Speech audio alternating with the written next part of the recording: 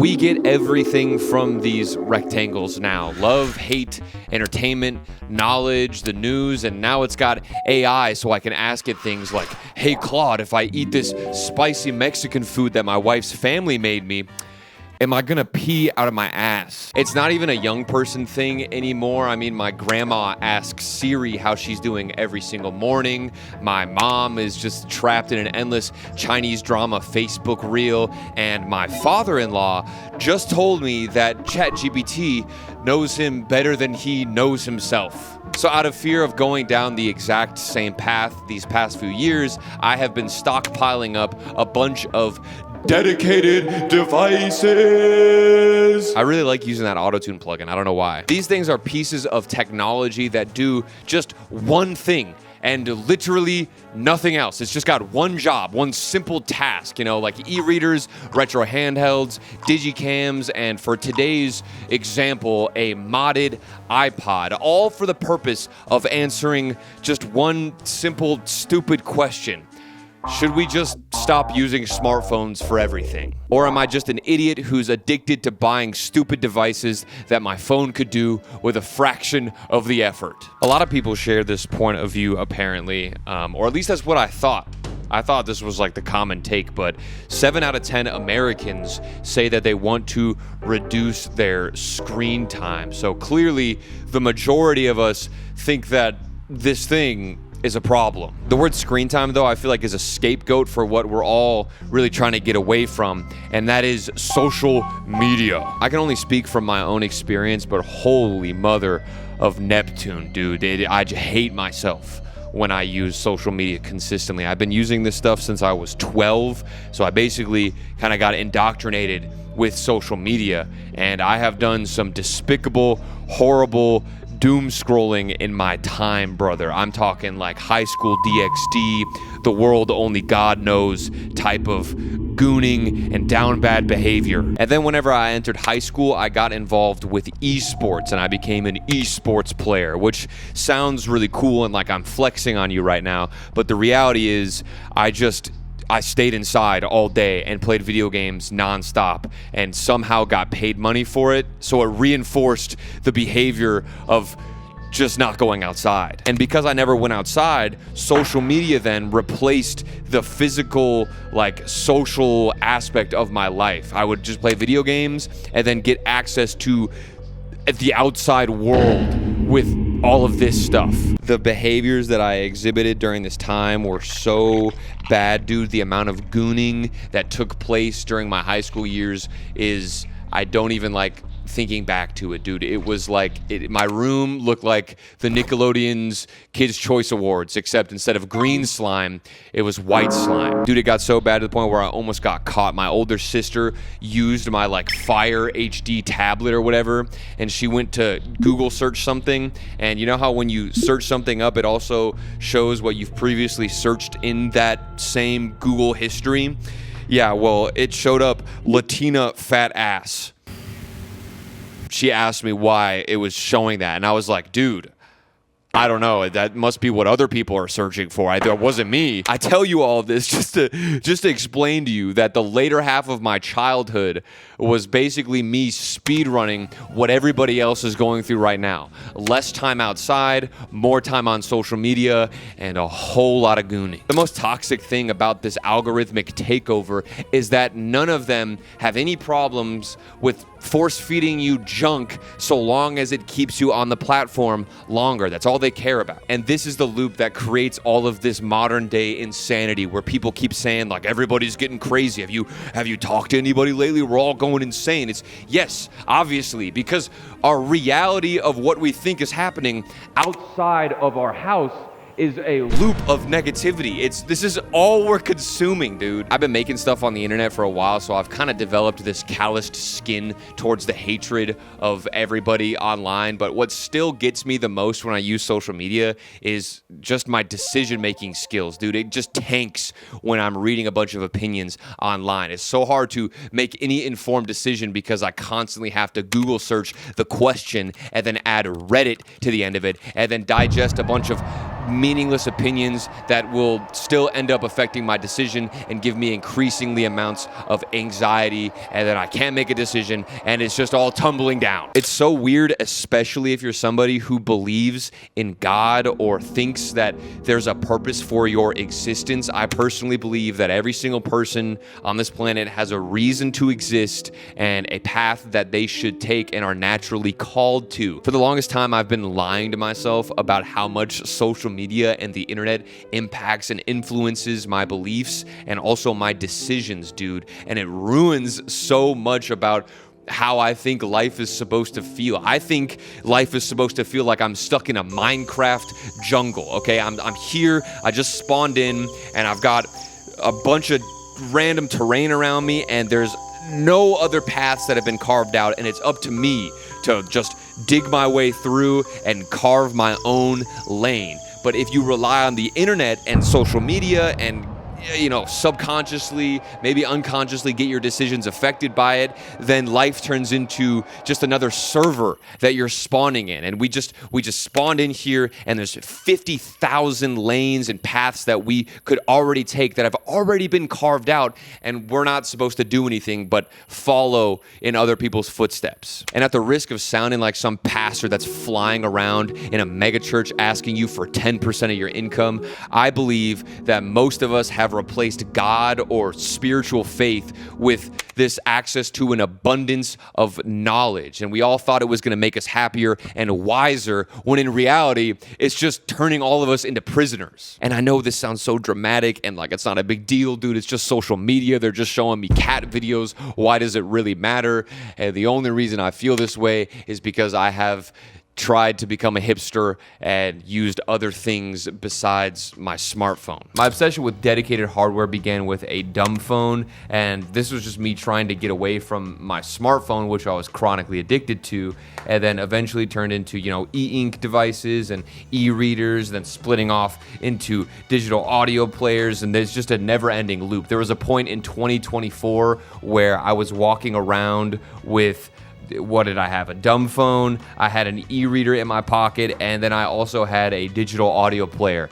My pockets were full the entire time, but at least my brain was happy and I had some peace because I wasn't just doom scrolling away, even though it is just a consumerism trap. I'm the type of person I have to be very conscious about how I'm consuming media all the time, because if I'm not careful, I will relapse and slip back into just scrolling on my phone or using my phone for everything. And I noticed this especially a couple of months ago when my iPod stopped working. The battery just got fried. The original case that I had stopped working. I don't know, the hard drive was coughing.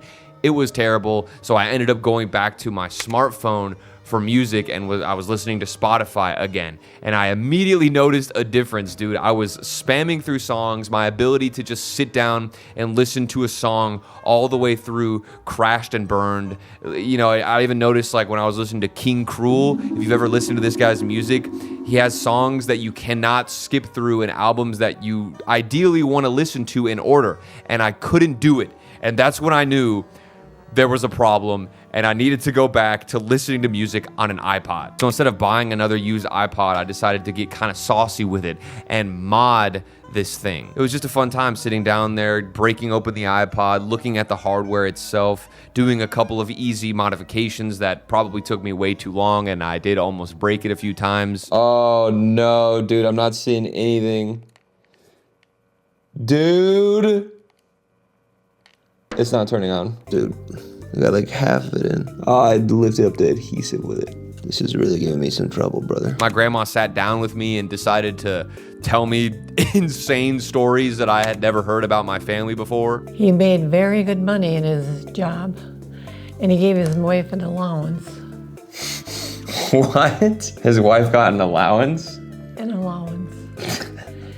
And she wasn't very happy. So that's how he got all this money to build and buy his machinery and everything. Huh. And then she ended up with breast cancer and passed away. Oh. And Isaac got to see her on her last month. Remember that sick lady? And while it might seem kind of tedious at first, the experience doesn't just end there, because you have to also go out and get more music if you want to rip it onto the iPod itself, which I've really never done, even when I listened to this thing before. Hello, I am here at a record store / CD store to buy music like it's 2007 again, except I'm not 7 years old, I'm 26 years old now. I don't even know where to look or what to do. I'm nervous. $14? I thought this was supposed to be affordable. Why I sing the blues? Okay. The thrill is gone. I might go for it. $4. That's crazy, dude. Oh, King Cool. They have one of them.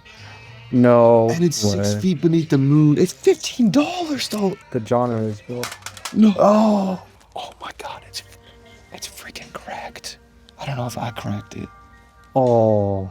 Dude, I think I cracked it when I dropped it. I have to buy it now. Is there like some bizarre genre? I don't know if we've looked. Let's see. Dude, Cusco. Cusco music. My grandma used to play Cusco in the car. I don't know. I wonder how your grandma got into it. Dude, if I show her Cusco, she's gonna freak out though. New age. Where's... Oh. We found it? Yeah, dude. Dude, this place got everything. Dude, Cusco. Upper Mac 2, Return to Ancient America. What'd you think of that Cusco CD? Yeah, you ever heard of Cusco? No, I haven't. No? Okay. Dude, I don't even know. My grandma used to play me that when I was younger. Yeah, so I'm gonna load it up again. Oh yeah, this is great.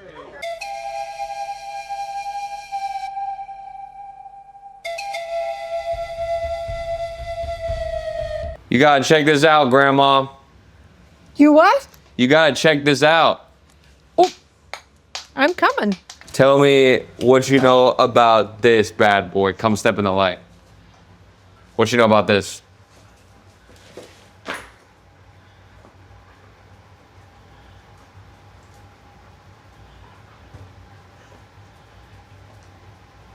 You remember it? What? What? And do you see this beautiful moment that I'm having with my grandma? This is the outcome of me simply refusing to use my smartphone for everything, dude. And it's not just about this hug from my grandma, but real separation from the plague of my smartphone. It's a difficult thing to address, and I'm sure I'm gonna get a bunch of comments of people claiming that, you know, it's a lack of discipline, and it's really just us being unable to resist the temptation of doom scrolling. And for the most part, I think these people are correct. It is a lack of discipline, and it's usually, you know, our own faults because our attention spans are just so distracted by the shiny new thing. But then you just gotta consider that there's literally billions, and I mean billions of dollars that go into like research and paying for scientists in a lab to create the most diabolically addictive concoction they possibly could in software form. So can you really blame humans for being unable to control this addiction of doom scrolling and using social media nonstop when they're designed to be insanely addictive and force-fed to you? And when you get some separation from the smartphone, you realize that most of the content you're consuming on this thing, even this video included, is trying to get you to go to war with something, you know, a politician, a group of people, a company, or even yourself. And I noticed this especially these past few years as I have rid myself of gooning and stopped my addiction with gooning. You know, if you're a guy and you're trying to stop this cycle of watching diabolical stuff on the internet, you're going to run into a ton of dudes with whiteboards telling you to go to war with yourself and to have shame. And what I've come to understand is that when you declare war on something and make it your enemy, you're actually doing the opposite of fixing the problem. You're just re-engaging with the addiction. So if you're trying to quit gooning or whatever it is, you're just going to keep focusing on it even more. And for me, what's actually helped me break free of things like gooning, social media, and smartphone addiction is just like not caring so much about it, dude. We've got dudes who are like literally counting the days that they have not released their seed, and also maybe scrolled or swiped up on social media. Like, there's got to be something else that we can focus on besides the war that we're engaging with these things. And what fuels my personal war with all of these things is the same thing, and that is, of course, shame. Shame about my use with these things. I feel bad. It's like what I consume makes me feel guilty. The guilt puts me back into a cycle, and I'm therefore controlled more by all of these things. So if you have shame or you feel like you're a worse person because of your behaviors, your habits, dude, just let it go, man. We've all been dealing with this stuff, even though nobody likes to admit it. And when I engage more with things that make me feel like I'm a kid again playing outside, that's where the addiction to these things just disappears. Like whenever I'm modding my iPod and get to give my grandma a hug. I mean, that's awesome. And if you get a better understanding, maybe you'll start to enjoy social media even more. Maybe you can actually use it to your advantage. I mean, YouTube especially is something that I'll always have a part of my life. I love YouTube, especially long form, dude. Like Germa 985 single-handedly carried most of my childhood and made it way better. And still to this day, there's videos and YouTubers that I love discovering, watching, and it does add so much to my life, and it can if you approach it the right way. My goal with this video isn't to get you to buy more devices. You don't have to like consume more to get this separation. You can easily accomplish this by just finding other pieces of tech in your house. I'm sure you have an old phone lying around somewhere. I want you to reconsider your relationship with your smartphone. That'd be sick. But if you do decide to go down a route of not using your smartphone as much, just be prepared. You will need bigger pockets. Yo, welcome to the outro beat thing. Thank you, God, for another week and another episode of isaacOS. I hope you're all having a blessed day. Today, I want to make a soundtrack that would play whenever you're doom scrolling on your phone. I want to start with something that sounds super dramatic and evil, and then the drop sounds derpy as hell. Oh, yeah.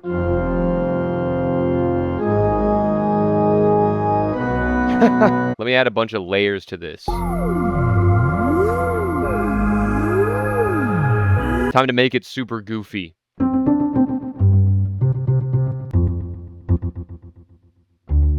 Of course, we gotta throw in a tuba because it's a dumb sounding instrument.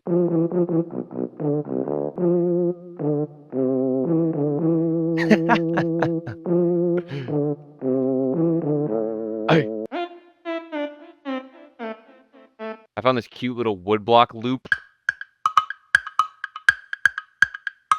But we're gonna pitch it all the way down.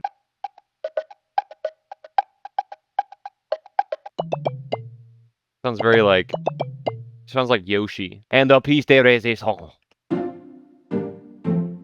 So next time you guys are all scrolling on your phone, just imagine this soundtrack playing in your head.